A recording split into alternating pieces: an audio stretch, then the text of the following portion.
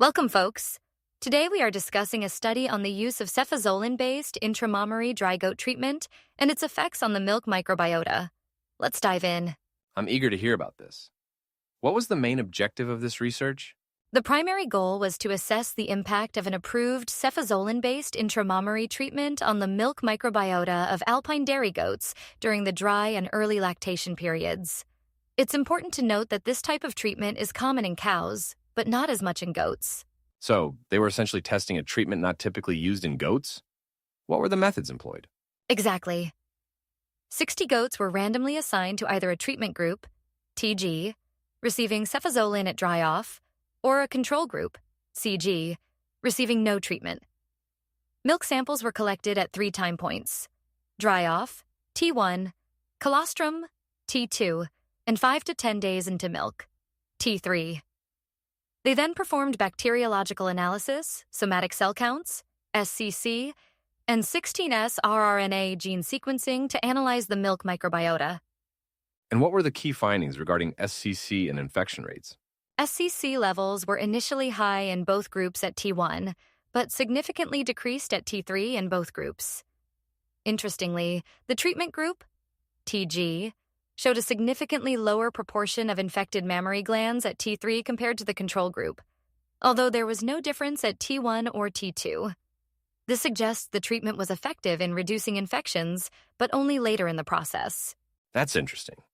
Did the treatment significantly alter the overall diversity of the milk microbiota? No, that's one of the most significant findings. Despite the reduction in SCC and infection rates, cefazolin treatment did not significantly affect the alpha or beta diversity of the milk microbiota. The changes observed in microbial composition were primarily attributed to the lactation stage itself, not the treatment. So, the lactation stage had a much stronger influence on the microbiota than the antibiotic treatment? That seems counterintuitive, given the treatment's effect on infection rates. Yes, it is somewhat surprising. The study suggests that the goat milk microbiota is quite resilient to this specific antibiotic treatment. While the treatment effectively targeted pathogens, it didn't drastically alter the overall microbial community structure. The researchers highlight the importance of considering the physiological changes during lactation as a major driver of microbiota shifts.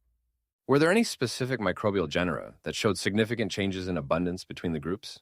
Yes.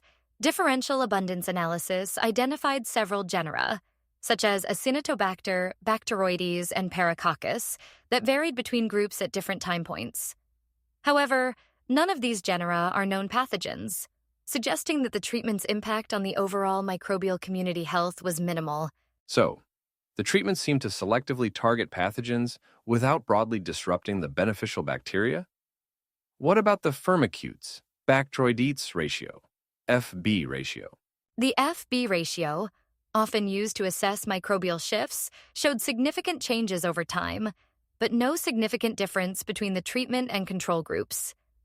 This further supports the finding that lactation stage, rather than treatment, was the primary driver of microbiota changes. This is quite a compelling argument for the resilience of the goat milk microbiota. What are the broader implications of this research? The study suggests that cefazolin-based dry-off treatment can be an effective strategy for managing mastitis in goats without significantly disrupting the beneficial aspects of the milk microbiota. This is valuable information for goat farmers and veterinarians. However, further research is needed to explore long-term effects, resistance development, and the applicability of this treatment across different goat breeds and conditions. Certainly, it's a promising finding, but more research is always warranted. Thank you for summarizing this fascinating study. My pleasure. Thanks for listening, everyone. Until next time, goodbye.